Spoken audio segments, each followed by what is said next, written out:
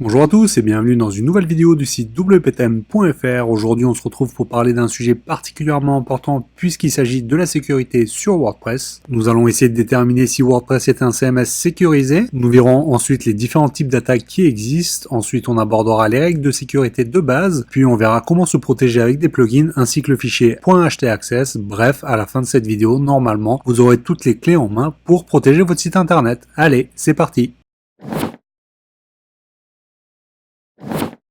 Avant de rentrer dans le vif du sujet et de voir si WordPress est vraiment sécurisé, intéressons-nous à quelques chiffres. En 2020, il existe dans le monde plus d'1,8 milliard de sites internet actifs. Ce chiffre, bien qu'impressionnant, cache de nombreuses disparités et nous allons voir la place qu'occupe WordPress dans ces nombres.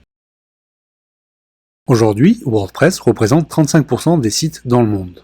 Et si on ramène ce chiffre dans la catégorie dans laquelle il évolue, à savoir les CMS, on obtient une part de marché de 61%.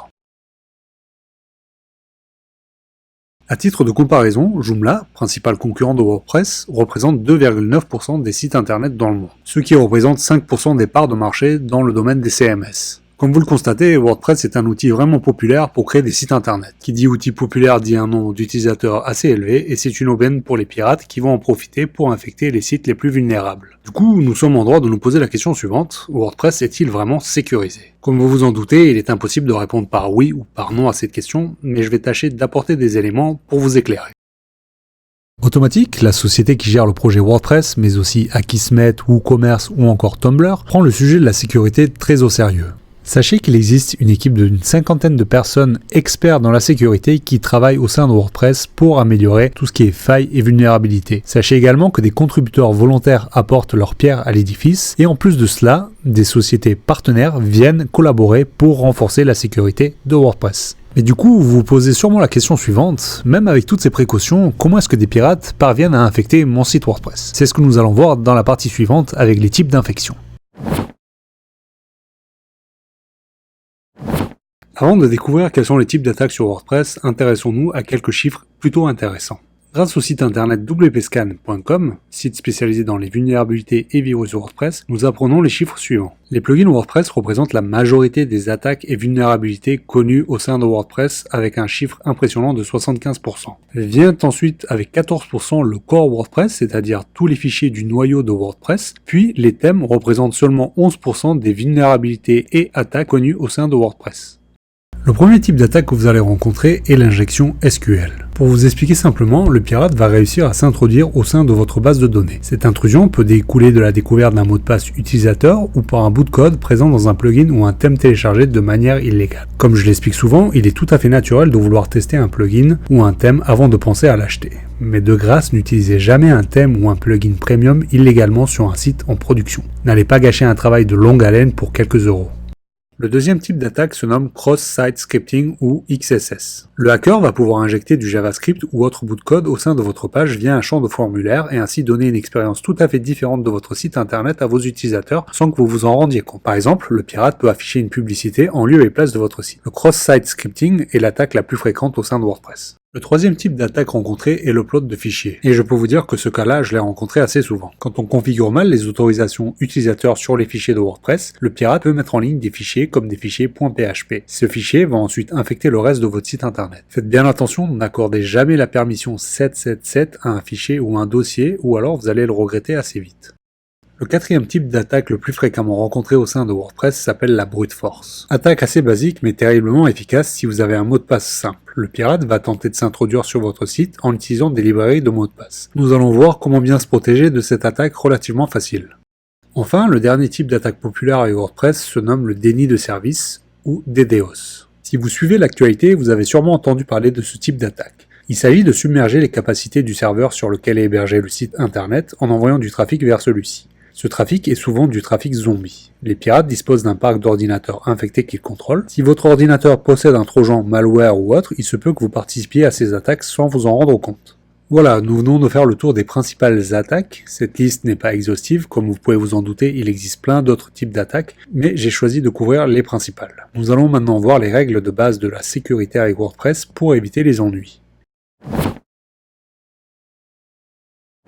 Le premier conseil sécurité que je pourrais vous donner concerne l'hébergement. Vous allez me dire, mais c'est quoi le rapport entre l'hébergement et la sécurité? Mais vous allez voir, c'est très simple et je vais vous expliquer pourquoi. Sur tous les autres aspects de votre site, vous avez la main. C'est-à-dire que si vous avez un plugin défectueux, vous allez pouvoir le remplacer. Mais l'hébergement est un sujet sur lequel vous ne pouvez pas intervenir directement. Vous devez faire confiance à une société externe qui va mettre en place des pratiques pour sécuriser votre site internet. Si cette société connaît des failles, il se peut que votre site internet soit contaminé. Du coup, il vaut mieux être prudent et choisir une bonne société qui est connue et reconnue pour mettre en place des bonnes pratiques en termes de sécurité mais aussi d'infrastructure afin d'y mettre son site internet. Il existe de très nombreux services d'hébergement, mais il y en a un que j'aimerais vous recommander en particulier. Il s'agit de la société SiteGround, une société que j'utilise depuis de nombreuses années pour héberger mes sites internet. Pourquoi ce service? C'est très simple. Et cela tient en 3 raisons principales. Première raison, le prix. Pour 3,95$ par mois, c'est-à-dire à peu près 3,60€, vous avez un hébergement puissant et performant. La deuxième raison concerne la sécurité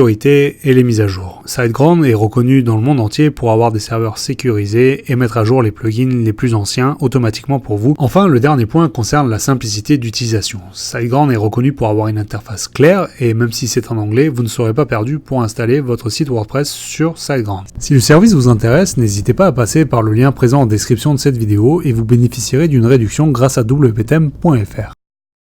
Le deuxième conseil sécurité que je peux vous donner est de mettre à jour régulièrement WordPress. Qu'il s'agisse du cœur de WordPress, d'un plugin ou d'un thème, n'hésitez pas à faire les mises à jour quand vous le pouvez. Ces mises à jour ne sont pas là pour vous embêter et souvent, elles viennent corriger une faille ou une vulnérabilité détectée. Pour mettre à jour votre site, c'est très simple. Rendez-vous dans votre panneau d'administration WordPress, allez sur Plugin, Thème ou le corps de WordPress et cliquez sur Mettre à jour. Mais n'oubliez pas, avant d'effectuer cette opération, sauvegardez votre site internet. Vous pourrez bien le regretter si jamais il se passe un problème. Mettre un mot de passe sécurisé. La plupart des attaques que subissent les sites WordPress découlent d'un choix de mot de passe trop simple. En effet, mettre le prénom de votre fille ou la date de naissance de votre chien n'est pas un mot de passe assez efficace. Le fait de mettre un mot de passe trop simple entraîne beaucoup d'attaques au sein des sites WordPress. Pour pallier à cela, vous pouvez utiliser un générateur de mots de passe complexe qui va mettre en place des caractères alphanumériques, des chiffres, symboles et autres caractères afin de rendre votre mot de passe le plus complexe possible et limiter les attaques de type brute force. N'oubliez pas non plus que lors de la création de votre site WordPress, ne mettez jamais le nom d'utilisateur admin.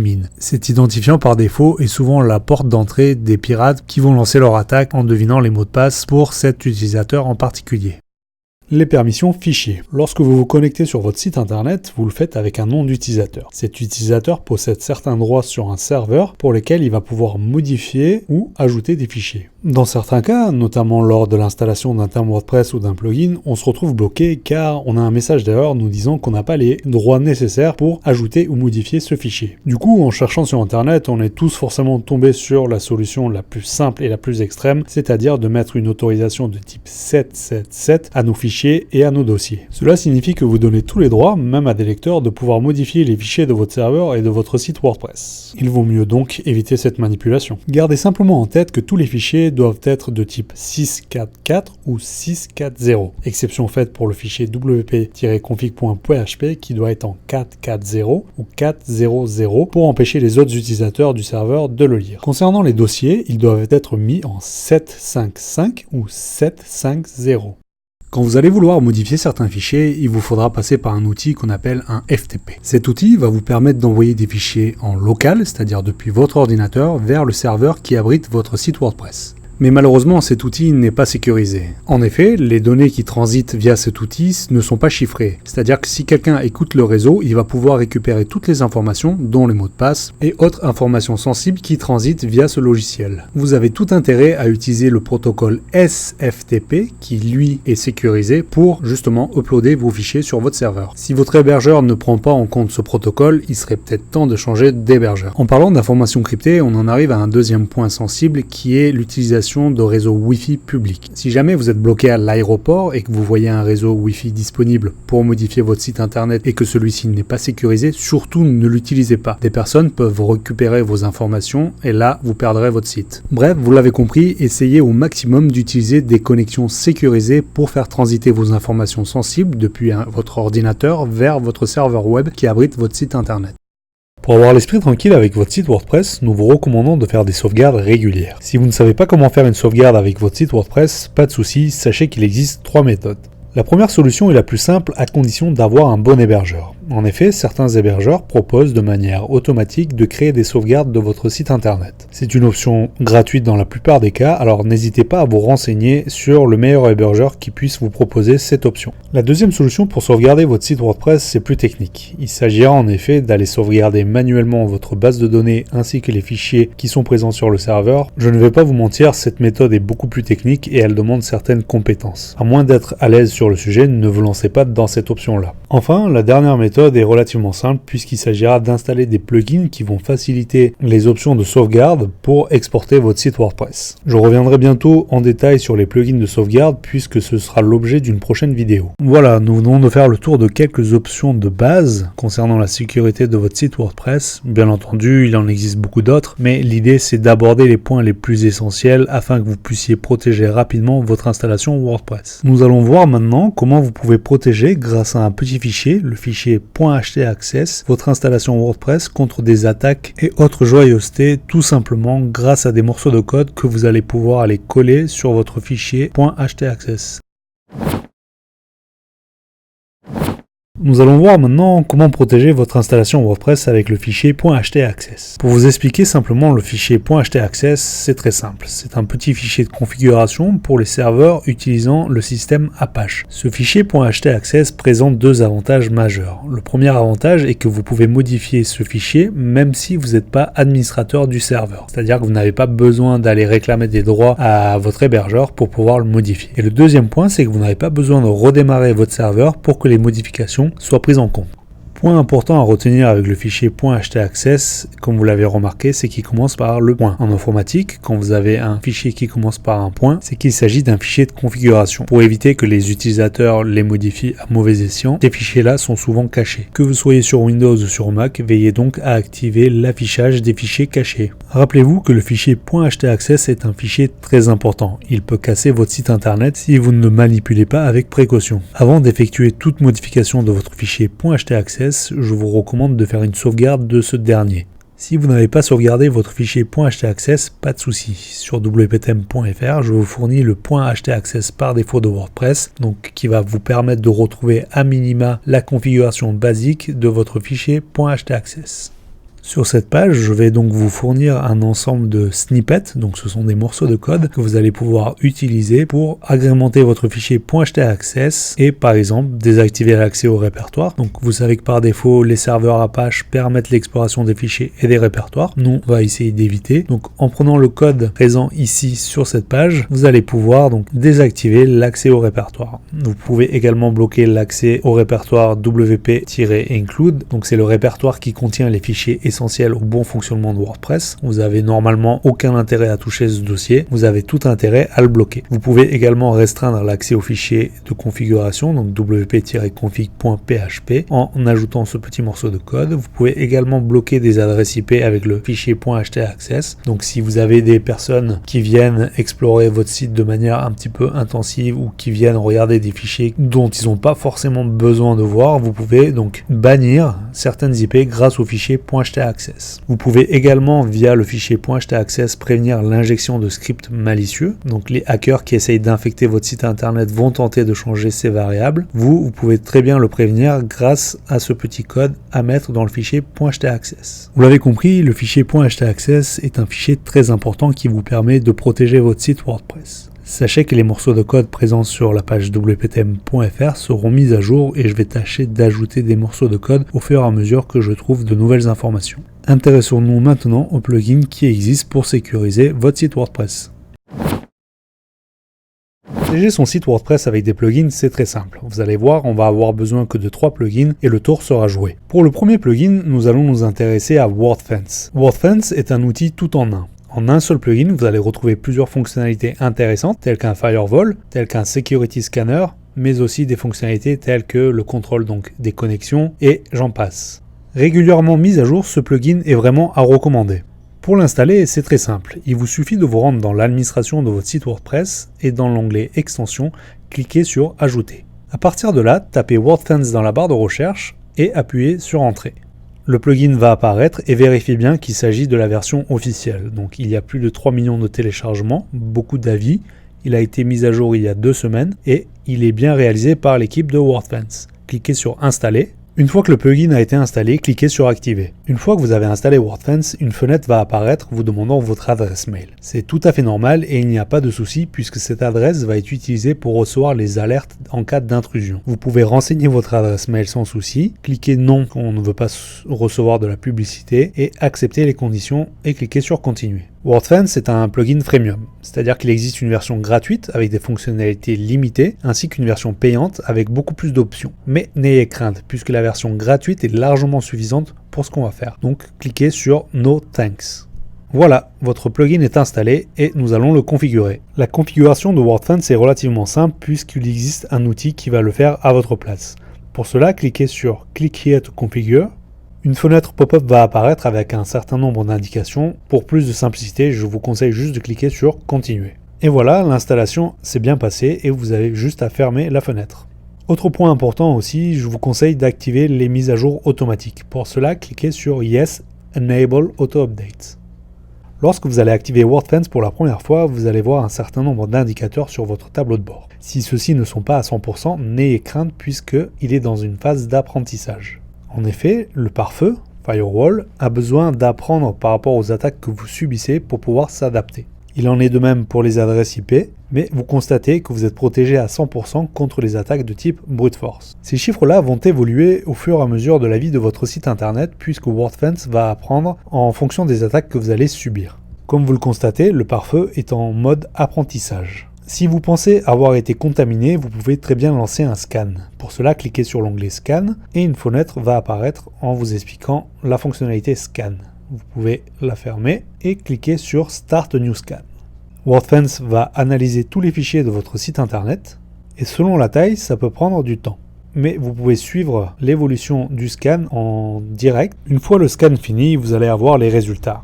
Dans ce cas-là, j'ai aucun virus et c'est tant mieux, mais si jamais vous aviez un virus, il serait affiché ici. Dans la partie Tool, vous allez avoir des outils intéressants puisque vous allez pouvoir monitorer le trafic en temps réel sur votre site internet. Vous allez pouvoir voir si des personnes essaient de s'introduire sur des fichiers dont ils n'auraient pas forcément intérêt et vous pouvez les bannir à partir de cette fenêtre-là. Ensuite, si vous cliquez sur l'onglet Login Security, vous allez pouvoir mettre en place l'authentification à 2 facteurs. C'est une mesure de sécurité complémentaire avec le mot de passe. Ensuite, vous pouvez aller cliquer sur l'onglet All Options et à partir de là, vous pouvez aller régler par exemple les Blocking Options, les Scan Options ainsi que les Tools.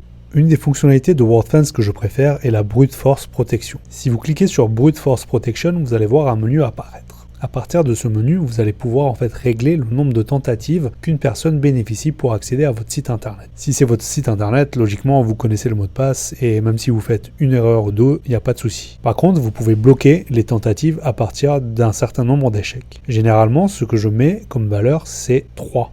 Vous pouvez également mettre la même valeur pour Locked Out After How Many Forgot Password Attempt. Cela va éviter que les personnes en fait vont abuser du formulaire d'oubli de mot de passe pour vous spammer. Ces tentatives d'échec, pour avoir un effet maximum, vous pouvez les régler sur la valeur minimale, à savoir 5 minutes. Vous pouvez aussi également bloquer des utilisateurs qui abuseraient de certains mots de passe. Par exemple, vous pouvez immédiatement bloquer un utilisateur qui essaierait de se connecter avec le nom d'utilisateur admin. Une fois que vous avez fait les modifications, n'hésitez pas à sauvegarder les changements. Voilà, WordFence est vraiment le plugin tout en un que je recommande si jamais vous voulez avoir la sécurité sur votre site WordPress. Le deuxième plugin que nous allons installer se nomme TAC. Pour l'ajouter, rien de plus simple, cliquez sur Ajouter et à partir d'ici, recherchez TAC. Donc vérifiez bien qu'il s'appelle Theme Authenticity Checker, TAC, et cliquez sur Installer. Une fois que le plugin a été installé, cliquez sur Activer. Voilà, maintenant que TAC a été installé, nous allons jouer un petit peu avec. Pour cela, rien de plus simple, cliquez sur Apparence et vous voyez qu'il a été rajouté ici. Cliquez.